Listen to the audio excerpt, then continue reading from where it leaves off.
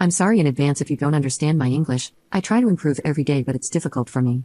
I am 29 years old, and I have been with my partner for 12 years now. Ever since we got together, his mother has made it clear that she hates me. I never understood the reason, but I think it is out of jealousy, given that before me, he was a complete mama's boy. My partner proposed to me when we discovered that I was 3 months pregnant, and of course, I said yes. I was very excited and quickly began the preparations. I hired a wedding planner, and from there, everything went wrong.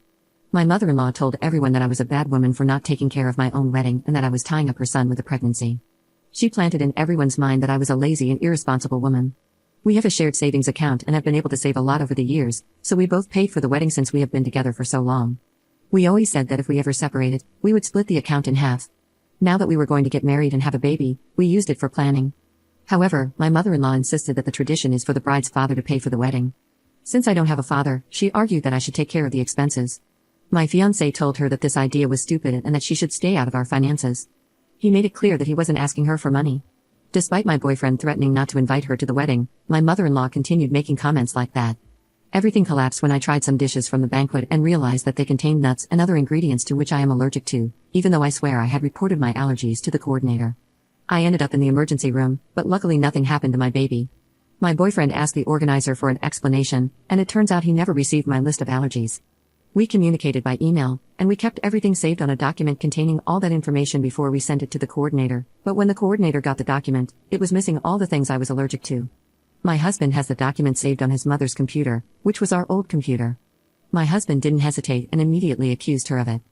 He also told her that he no longer wanted to have any contact with her. As for me, I began to rethink my entire situation. He has already said the same words to his mother before, but eventually brings her back into our lives. I can't trust his words. I don't plan to risk it again, especially not with my baby. It was clear to me that she didn't care that she could have put her grandson's life at risk. I love him with all my heart, but right now, I have more love for my son and also fear of his mother. Little by little, I started canceling things, and when it came time to return certain deposits, I put them in the savings account. My partner did not realize this fact until he went to the place where we had ordered the cake to ensure the ingredients and discovered my cancellations. He called and asked why I had canceled it, and I asked to meet up instead, and so we did. I told him that I no longer felt safe about getting married, that I loved him, but I didn't feel secure about being close to his family, and that I wouldn't marry him but wanted him to be a part of our baby's life. He assured me that he was willing to stay away from everyone for both of us, but I couldn't believe him. He had already said it before, and a few months later, we were back to the same situation. I remained firm with my decision and returned the ring. I also showed him everything I could return to the shared account, explaining that what they would not refund I deducted from my part, and I had already divided our money, taking out my share. It's been a week, and I'm devastated, and of course, he is too. Our mutual friends have told me that some think I did the right thing, while others say I was miserable. I am only looking out for the health and well-being of my baby and myself.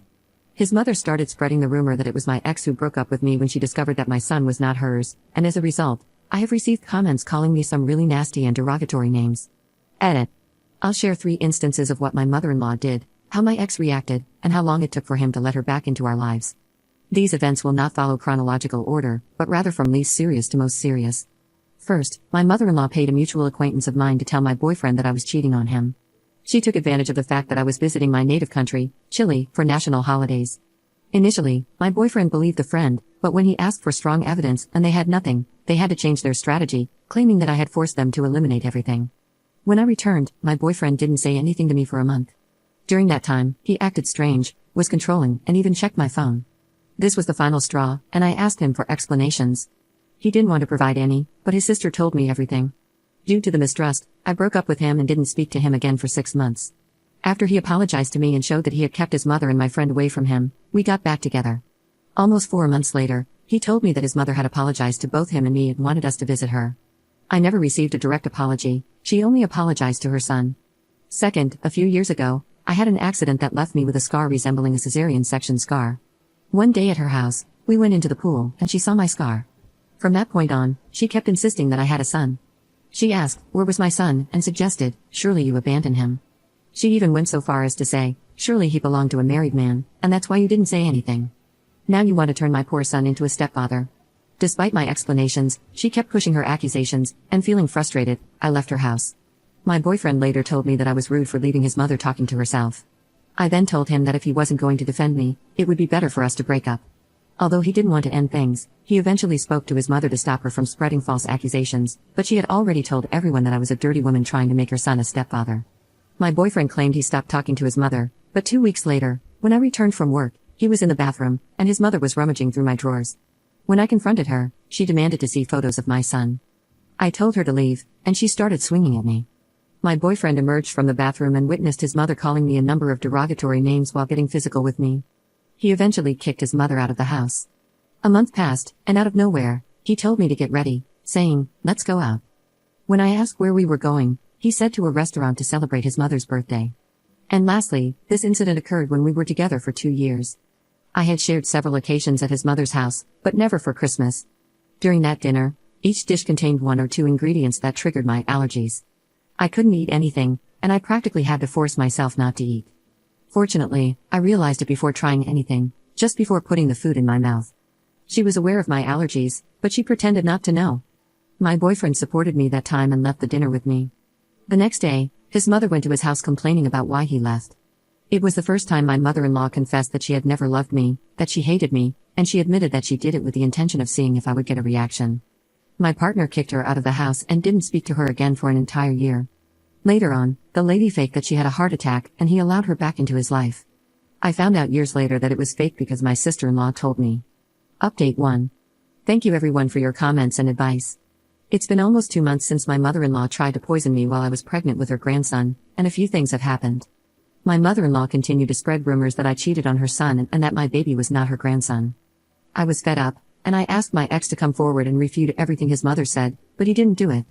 On the contrary, he told me, "Let's do a DNA test so that my mother will stay silent."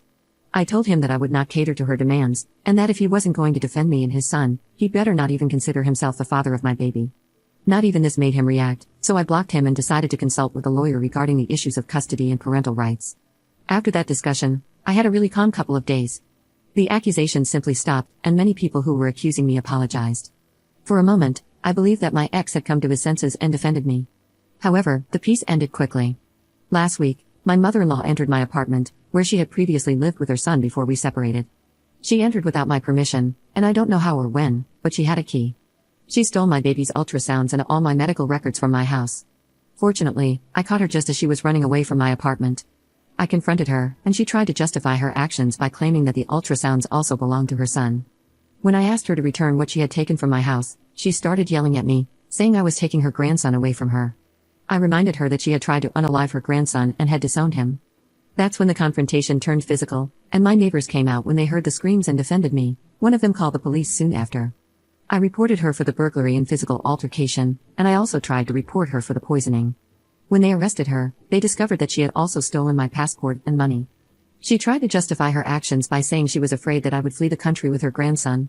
After that scandal, my ex came to my apartment, complaining about me reporting his mother. He also tried to get physical with me, but at that moment, his sister and brother-in-law were there, and they defended me. Before this, he had outbursts before, but he had never tried to harm me. I must say that my sister-in-law has always been and is very kind to me. She was the one who always defended me, the one who set limits for her mother, and it was her who spoke to every person who accused me of doing immoral acts and explained to them what my mother-in-law did to me. With everything that happened, I no longer felt safe in my apartment. So, I made the decision to return to my native country before my baby is born. While I gather all the necessary things and receive the discharge from my doctor, I am staying at my sister-in-law's and her partner's house. Regarding the legal issue, I must say that I am considering not continuing with the complaint. Given that this takes time, and I am already almost 6 months pregnant, my possibilities of leaving before my daughter is born are being limited.